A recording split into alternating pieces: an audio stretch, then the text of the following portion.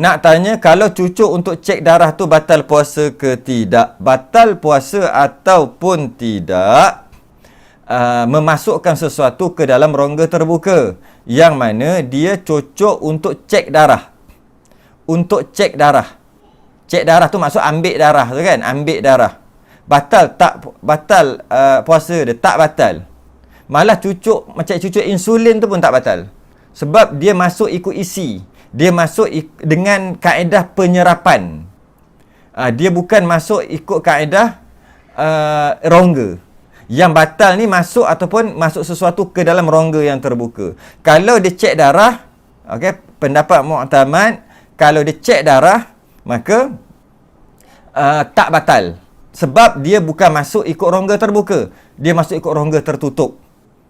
Rongga tertutup. Rongga terbuka macam hidung, mulut. Kalau masuk tu sampai ke had batin, baru batal. Sekarang ni masuk ikut kulit. Bila masuk ikut kulit, tak batal. Sebab dia bukan rongga terbuka. Itu pendapat muktamad. Walaupun ada sebahagian kecil para ulama mengatakan batal juga kerana batal juga kalau masuk ikut ambil darah ataupun masuk darah, masuk air. Ikut salur darah.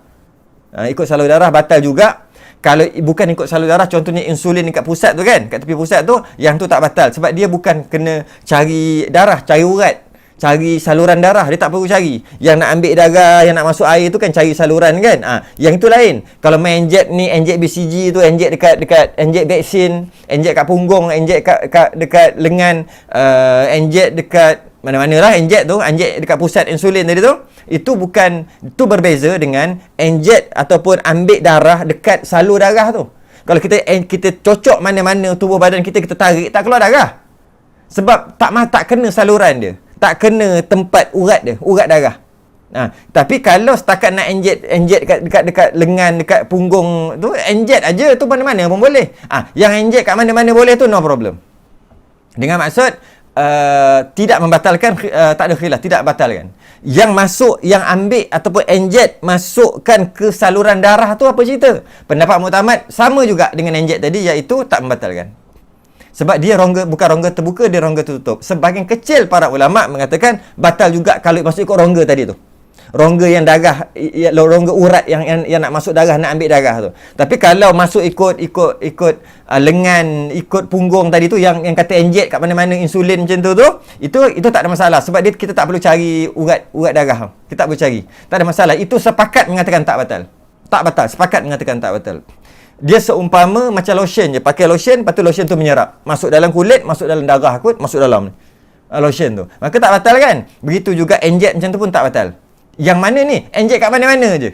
Tapi kalau yang mencari urat, yang mencari tempat-tempat tertentu, baru darah boleh keluar, darah boleh masuk, air boleh keluar, air boleh masuk tu, sebahagian besar ulama kata sama juga, tak batal juga. Sebab dia rongga tertutup. Sebahagian kecil ulama kata batal sebab itu rongga.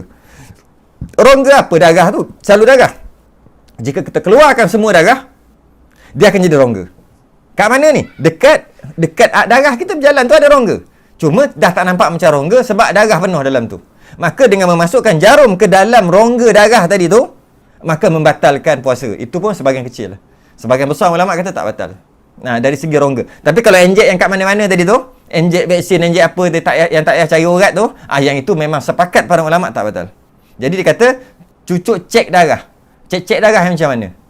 Ambil darah lah. Ambil darah tu khilaf lah. Tapi muktamadnya tak batal.